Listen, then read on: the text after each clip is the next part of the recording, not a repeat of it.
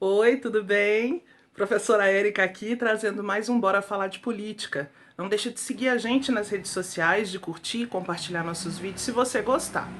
No Bora de hoje, vamos falar sobre o STF, o Supremo Tribunal Federal, que é a mais alta instância jurídica do nosso país.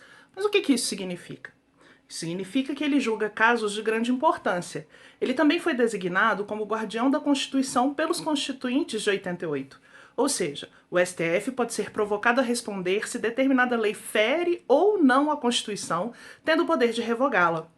Isso, inclusive, é o que diferencia o papel do STF, o Supremo Tribunal Federal, do STJ, o Superior Tribunal de Justiça. A responsabilidade do STJ é a decisão final de casos civis e criminais que não envolvam matéria constitucional e nem a justiça especializada. Além de defensor da Constituição, o STF julga, até por crimes comuns e ou administrativos, políticos que tenham foro especial por prerrogativa de função, popularmente chamado de foro privilegiado, como o presidente, deputados federais e outros. Eles não passam pela primeira instância como nós aqui, simples mortais. Ele também julga a extradição de estrangeiros que estejam em território nacional e avaliam questões que incluem habeas corpus, a manutenção de prisão ou soltura de alguém que está encarcerado. O STF é constituído por 11 ministros divididos em duas turmas. Eles são designados pelo presidente da República. O cargo é vitalício, mas acontece a aposentadoria compulsória quando o ministro atinge a idade de 75 anos.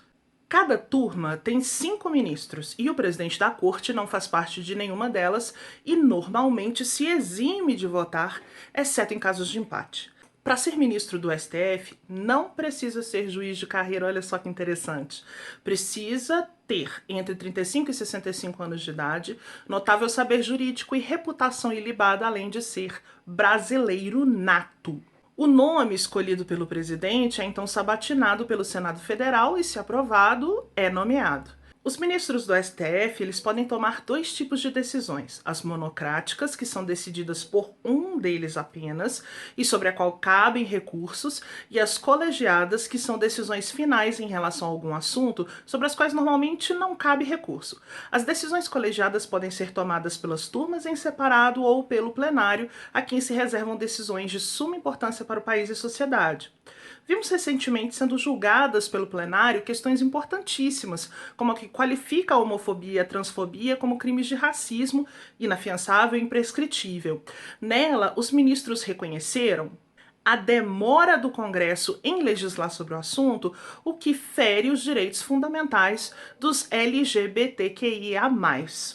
Outro caso importantíssimo foi o reconhecimento da constitucionalidade de uma lei do Rio Grande do Sul que permitiu o abate religioso no âmbito das religiões afro-brasileiras e que foi contestada pelo Ministério Público, sendo essa decisão considerada uma vitória contra a intolerância religiosa.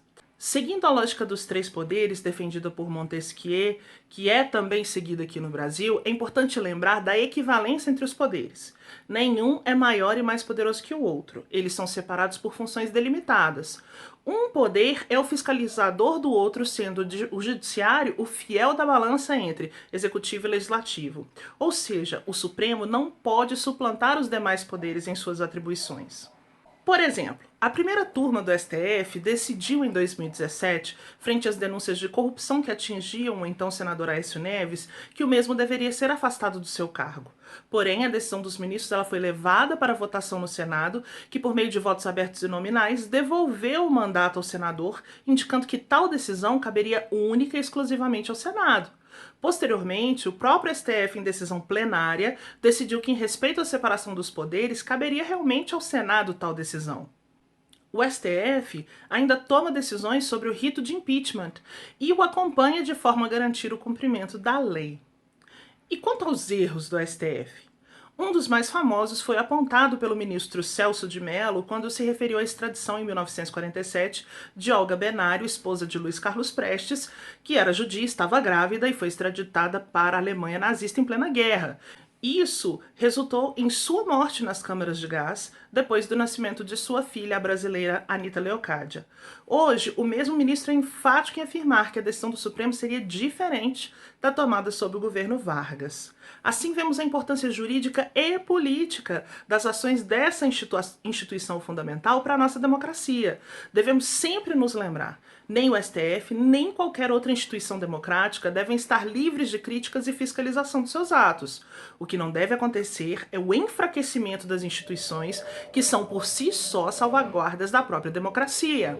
Se for preciso que sofra impeachment o ministro que seja desqualificado para o seu cargo, mas nunca devemos advogar absurdos como feche-se o STF ou o Congresso. Fecha nada, melhora, porque as instituições democráticas devem sempre serem aprimoradas e preservadas e fortalecidas, se queremos uma democracia sólida. E é isso. Foi um desafio falar sobre o STF em 5 minutos, mas se gostou, não deixa de dar o like, não deixa de compartilhar. Segue a gente nas redes sociais, acompanhe os nossos vídeos.